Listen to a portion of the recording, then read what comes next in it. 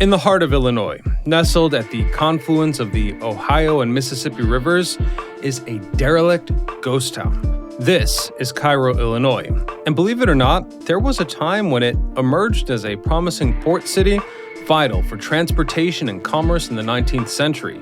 During that era, the rivers were essential for Illinois' economic development, making Cairo a critical commercial hub for the region. You see, before railroads, river transportation facilitated the movement of agriculture products, lumber, and minerals, boosting the economy and fostering urban growth. However, despite its geographic and economic advantages, Cairo faced numerous challenges that gradually undermined its stability, transforming its prosperity into a shadow of its former glory, until ultimately it became something that most could only compare to a ghost town.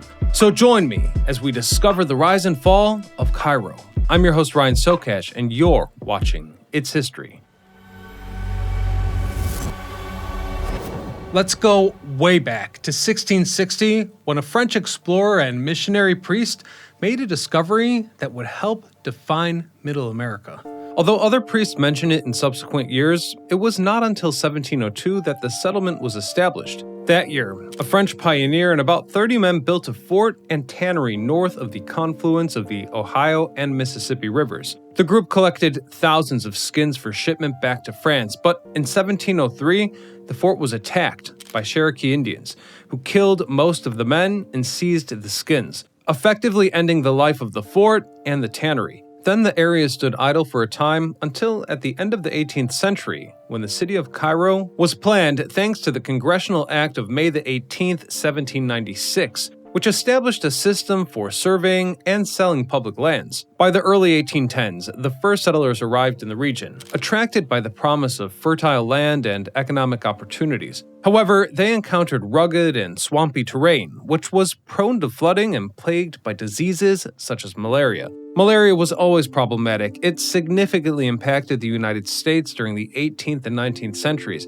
particularly in the swampy and humid areas of the South, such as North Carolina, South Carolina, Georgia, and Florida. These regions were ideal for the Anopheles mosquito's proliferation, which in fact is the disease's primary vector, and surprisingly, Illinois was no exception. With that in mind, the first attempt to establish a settlement on the peninsula occurred in 1818, when John G. Comegys from Baltimore, Maryland, received authorization from the territorial legislature to create both the city and Bank of Cairo. He acquired 1,800 acres on the peninsula and named it Cairo due to its resemblance of Cairo, Egypt. The planning included a detailed urban structure with streets, markets, and well-defined blocks. Now, due to the area's propensity for flooding, selling the land was challenging, as the lots required significant improvements from buyers. Even so, legislative authorization was obtained that year, and the city also received banking privileges to finance its development. And this was important because that financing included the construction of things like protective levees.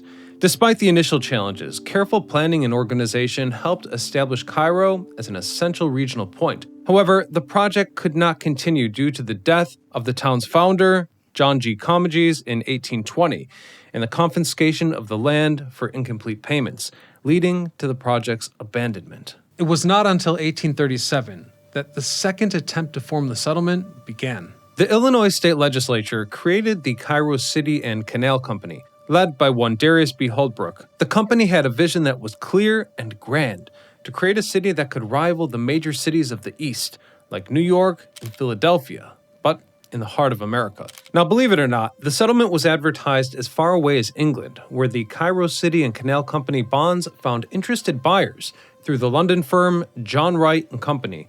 This brought investments to the city, leading to significant immigration that increased the population to nearly 1,000. Cairo's location at the junction of two of the most important rivers in the U.S. gave it a unique advantage, as the Ohio and Mississippi rivers were crucial transportation routes, as well as sources of commerce and cultural exchange. In fact, for centuries, even Native American communities had used these rivers for trade and communication. The Ohio River, known for its navigable waters, facilitated the movement of goods from the industrial Northeast to the country's interior. Beyond that, the Mississippi River provided a route to the south and the Gulf of Mexico, opening international markets for the Midwest's agricultural and manufactured products. However, the need for more funds and technical difficulties delayed the progress of these plans. When John Wright and Company went bankrupt in November of 1840, the young city of Cairo experienced an immediate decline, with its population dropping from 1,000 to less than 200 within 2 years. This in turn meant that during the first half of the 19th century, the city struggled to establish itself due to financial problems and a lack of infrastructure. But then, with the railroad's arrival, a new growth opportunity appeared. In 1836, the first Illinois Central Railroad Company and the Illinois Export Company were founded to connect southern Illinois to the Illinois and Michigan Canal in the north. The Cairo City and Canal Company depended on this railroad connection for its success. Hence, the construction of the city and the Illinois Central Railroad was meant to be a single enterprise. Still, the Internal Improvement Act of February the 27th, 1837 ultimately separated the two projects, planning the railroad under state control.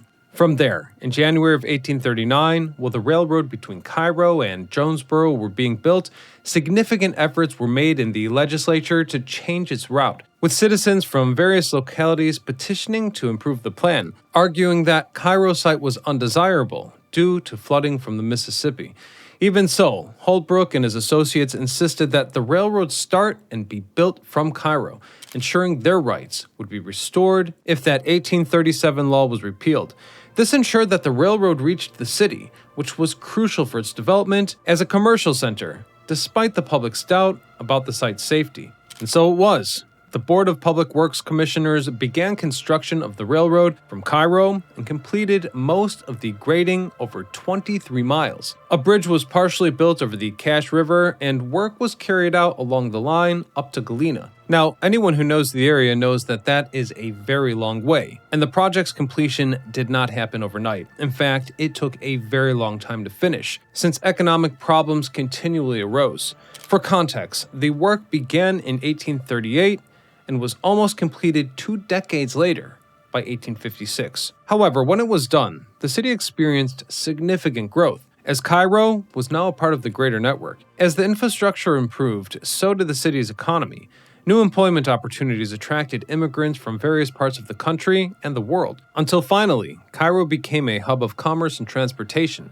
Steamboats were the primary means of transporting goods, and Cairo's docks were constantly busy loading and unloading products, from agricultural goods to manufactured. It seemed that everything passed through here. Accordingly, the city's architecture also evolved over the years, from simple buildings to quite spectacular structures, each with its own unique history. For example, the Ward Chapel AME Church, established in 1863, had been crucial for the African American community, and according to some sources, it served as a refugee center during the Civil War and a center of activity in the civil rights movement later. Another example is the Cairo Custom House, built between 1869 and 1872, reflecting Alfred B. Mullet's Italianate style. Then, the Magnolia Manor from 1869 is an imposing 14-room red brick house linked to businessman Charles A. Gallagher. Lastly is the Cairo Public Library, housed in the A.B. Safford Memorial Building. This building symbolizes the love and devotion of Mrs. Anna Eliza Safford towards her deceased husband, a gesture which was erected here all the way back in 1884. By the 1860s, Cairo was on its way to becoming the prosperous river port its founders had envisioned. However, Cairo's history was far from straightforward. The American Civil War was about to erupt, bringing new challenges and opportunities to also shape the city's future. And this conflict would only further highlight Cairo's strategic importance, as the city became a critical logistics point for the Union Army, facilitating the rapid transport of troops and supplies along the river. According to some sources, Illinois Governor Richard Yates sent as many as 2,700 soldiers and artillery to Cairo, where Camp Defiance and Smith were established, earning it the nickname the Gibraltar of the West. However, soldiers described the conditions as miserable, comparing Cairo to a pigsty. They also faced severe malaria outbreaks, significantly impacting their combat capabilities and underscoring the need for better sanitation. Although the peninsula was never attacked during the Civil War, the city underwent a complete transformation, evolving from a developing river town into a city capable of meeting the needs of military personnel. However, this transformation marked the beginning of internal conflicts that would escalate in the following years. As a result, the Civil War significantly changed Cairo's social, cultural, and demographic landscape, with the arrival of thousands of fugitive slaves, back then referred to as, quote, contrabands by the government. For that reason, in 1862, the Union Army established a so-called contraband camp in Cairo to house a large number of African Americans. After the war, the city became a transit point for many freed slaves from the South. Although many returned or moved elsewhere, over 3,000 stayed in Cairo. And it wouldn't take long for the long-lasting racial tensions to emerge. In the following 2 decades, Cairo's African Americans formed a new society with their own institutions and culture, and were said to have faced discrimination and hostility from European Americans, a story we're all too familiar with these days. Anyhow, by the late 19th and early 20th centuries, various industries were established in Cairo, including barrel factories, breweries, grain mills, sawmills, pottery plants, as well as a Singer-sewing machine plant. And with that prosperity, the population continued to grow. In 1890, 6,300 people lived there, making it a significant river port and railroad junction with several train lines. However, the racial tensions were still a serious issue and sometimes even turned to violence. Despite the community slowly falling apart, the economy and population were still growing. For example, more efficient barges increased traffic on the Ohio River. In 1900, over 14 million tons of goods and people were transported on that river alone, a figure not surpassed until 1920. Then, Cairo reached its peak population in 1907 with over 15,000 residents. At that time, ferries crossing the Ohio and Mississippi rivers were vital to the local economy, transporting hundreds of thousands of railroad cars annually. However, in 1905, a railroad bridge was built over the Mississippi River, diverting traffic and significantly reducing the railroad transit through the city. And as you might imagine, this had a dire effect on the economy. The economic downturns and various racial conflicts were causing the situation to become increasingly tense. On November the 11th, 1909, this tension culminated when William James, an African-American man, was accused without solid evidence of crimes unspeakable here on YouTube. But let's just say they were against a woman, and they were the worst kind of crimes a man could commit. Anyhow, anticipating the worst form of retaliation, the sheriff hid James, but an enraged mob found and lynched him. The mob then headed to the county jail and abducted Henry Salsner, who had been accused of murdering his wife. Salsner was dragged from his cell, lynched, and shot. The following year, a sheriff's deputy was killed by a mob attempting to lynch a black man accused of stealing a white woman's purse. Unfortunately, these events were only the beginning of a series of violent acts in Cairo. By 1917, Cairo had gained a reputation of being a city with the highest crime rate in the state, a reputation that persisted for decades. By the late 1930s, Cairo had the highest murder rate in all of Illinois, which in fact is really saying something. During the Great Depression, many businesses closed and many residents left the city.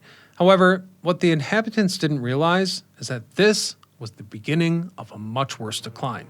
Since the topographic survey in 1807, it's been known that the Mississippi River erodes its banks, unlike the Ohio. This issue was highlighted during Holbrook's administration in 1836 when stone spurs were used to divert the current. But over time, the river absorbed these due to continuous erosion. In fact, civil engineer Captain Henry C. Long detailed Cairo's situation as far back as 1850, noting erosion dangers as well as the need for levee construction. Measures that were rapidly implemented as far back as 1876, with the support of government aid obtained thanks to the efforts of congressmen and local citizens. Finally, the city, trustees, and the railway company shared the cost of building a stone wall on the east bank of Ohio Street to prevent erosion and contain river water. While the wall prevented high water erosion, the risk of landslides during low water periods remained. These natural events, though inevitable, highlighted the negligence of those empowered to run the city,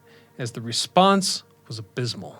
Their inaction left the city with deficient infrastructure. As expected, this irresponsibility eventually led to more severe and dangerous consequences for the community. Fast forward to April of 1927, when heavy rains caused one of the worst floods in U.S. history, affecting 10 states and displacing 500,000 people, killing another 1,000, Cairo was in trouble. This flood covered more than 70,000 square kilometers of land and resulted in unthinkable economic loss. In response, the Flood Control Act of 1927 was passed, leading the U.S. Army Corps of Engineers to design a new system of levees, dams, reservoirs, and control structures to mitigate future floods. Part of this system, known as the Mississippi River and Tributaries Project, included designating 130,000 acres between Bird's Point and New Madrid, Missouri, as a spillway to protect Cairo and the surrounding communities in Illinois. 10 years later, in January of 1937, Pulaski County experienced its worst flood due to heavy rains and snowmelt, causing the Ohio River to overflow rapidly. The Corps activated the spillway for the first time, warning residents with leaflets dropped from planes before breaking the levee with dynamite. Cities like Mountain City and Cairo had to be evacuated. Despite efforts to save properties, the flood's magnitude overwhelmed the built levees. Although affected farmers and part of the population sued, the courts confirmed that the Corps was within its rights to flood their land. Without a doubt, these natural disasters were devastating to the city. But believe it or not, the worst was yet to come at the beginning of the 21st century. In more modern times, between April and May of 2011, snowmelt and heavy rains significantly raised the levels of the Mississippi and its tributaries. This increase led to the activation of several flood control mechanisms, such as controlled levee breaches and relief channel openings. Managed by the U.S. Corps of Engineers, these actions helped mitigate more significant damage in certain areas, although they resulted in extensive farmland flooding, particularly on May 2, 2011, when the controlled demolition of a levee in Missouri prevented the flooding of Cairo, but submerged around 200 square miles of farmland. The response to the flood included evacuating residents and constructing temporary defenses like wooden walls and sandbags. Although these measures helped reduce the impact, the event highlighted the persistent vulnerability of the region to extreme floods and the urgent need to improve flood control infrastructure. When the spillway was finally activated, the river level dropped almost half a foot in an hour. A 2015 study revealed that Cairo's levee system was on the verge of failure, which would have resulted in 22 feet of water covering the city, where apparently 2,900 people had yet to be evacuated. Despite repairs and efforts to maintain the drainage system, Cairo faced significant challenges, including a public housing crisis. Meanwhile, farmers in the spillway area recovered more quickly, with less than 1% of their farmland permanently damaged. Even so, continuous efforts by citizens, the government, and various organizations had led to the reconstruction of damaged infrastructure and the implementation of more effective preventative measures to protect the city from future natural disasters. My question being, are these efforts too little too late? In recent years, Cairo has faced challenges stabilizing due to lack of funds. Although real estate is inexpensive and sometimes attracts entrepreneurs, progress could be faster, causing uncertainty among residents. The city has attempted to promote itself as a tourist destination, leveraging its rich history and river views, but a lack of resource has hindered these efforts. Apparently, what should be their biggest tourist attraction, Fort Defiance, is abandoned. And they've got bigger problems, as the county needs help to provide even the most essential of services. Many buildings have been demolished in the past decade for safety reasons, including the Elmwood and McBride housing projects in 2019, creating a housing crisis. After decades of exodus and economic stagnation, a walk through Cairo reveals an empty city. The once bustling downtown area is filled with dilapidated buildings and boarded-up windows. Cairo's decline has been steady over the decades, with the commercial district almost completely shuttered, crumbling, or demolished. This deterioration has gradually spread northwest, affecting residential neighborhoods as well. Despite these challenges, there is some hope for the city's revival with projects like the Cairo Historic Preservation Project by conserving historic buildings and highlighting the city's cultural heritage. And it's a very noble cause, as it seeks official recognition for historical sites like the Civil War contraband camp, fostering community pride, and participating in the preservation of Cairo's legacy. And we'll leave it there for today, but I thank you all for being with us. I hope you'll consider supporting the channel by clicking the subscribe button. And otherwise, until next time, I'm Ryan Socash, signing off.